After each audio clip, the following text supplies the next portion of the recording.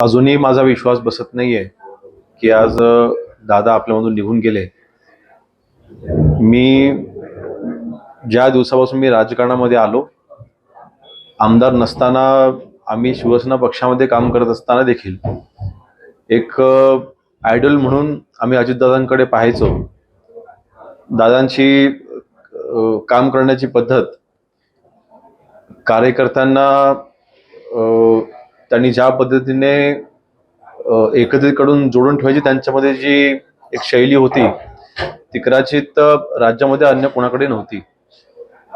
आज वडिलांच्या मार्फत मी अजितदादांना अनेक वेळेला आमदार नसताना भेटलो आणि आमदार झाल्याच्या नंतर, विशेषतः आज मंत्री झाल्याच्या नंतर मंत्रिपदाच्या मार्फत आपण जनतेला कसा न्याय मिळवून द्यायचा, ह्या मंत्रिपदाचा उपयोग जनसेवेसाठी कसा करायचा, अनेक गोष्टी मी दादांकडनं पर्सनली मी शिकलो.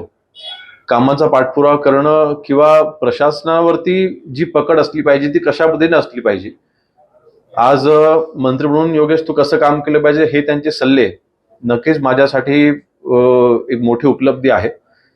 मी पुन्हा सांगतो, अजूनही माझा विश्वास बसत नाही की दादांसारखी व्यक्ती आज आपल्यासोबत नाहीये. आज त्यांच्या संपूर्ण परिवाराला मी ह्या दुःखामधून सावरण्याच्या जगदंबा त्यांना शक्ती देव मी प्रार्थना करतो. परंतु ही प्रचंड मोठी हानी आहे महाराष्ट्रामधील तमाम युवकांसाठी. महाराष्ट्रामधील सर्व राष्ट्रवादीचे कार्यकर्ते आहेतच, परंतु महाराष्ट्रामधल्या तमाम जनतेसाठी, महाराष्ट्रासाठी प्रचंड मोठी हानी आहे. ही हानी कोणीच भरून काढू शकत नाही.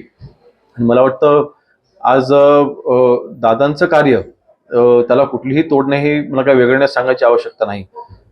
परंतु मनामध्ये प्रचंड दुःख आहे आणि जेव्हा बातमी ही समजली त्यावेळेला मन सुन्न करून टाकणारी बातमी होती आणि काय बोलावं मला माहिती नाही, परंतु नक्कीच संपूर्ण परिवारासोबत आम्ही आहोत. पवार कुटुंबियांसोबत आम्ही आहोत. अजितदादांचे, राष्ट्रवादीचे जे सर्व कार्यकर्ते आहेत, त्या कार्यकर्त्यांच्या सर्वांच्या दुःखामध्ये आम्ही सहभागी आहोत आणि सगळ्यांना आई जगदंबा ह्या दुःखामधून सावरण्याची शक्ती देवो एवढीच प्रार्थना.